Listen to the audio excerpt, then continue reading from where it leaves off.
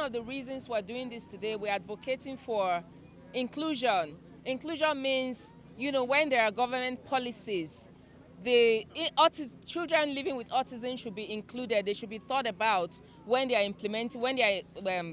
drawing up policies or implementing policies. I want the whole of Nigeria to be aware that some children are different, but just because they are different does not mean they are less. They are also an integral part of the country as a whole. Because they can't speak for themselves. The parents' stigmatization is too much for them. They can't even bring out their children and speak. And we as professionals, where it's coming from me, I am so passionate about this. Some parents cannot even afford the services we are providing. Some schools cannot even include them in their inclusive education. That's why the work started from what? National Commissions of Persons with Disability. We need policies to be implemented.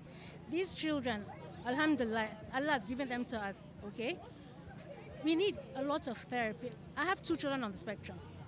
With God's grace and a lot of work, my kids are thriving. But the truth of the matter is, it didn't come easy. It needs a lot of support. We need support to get to where we are.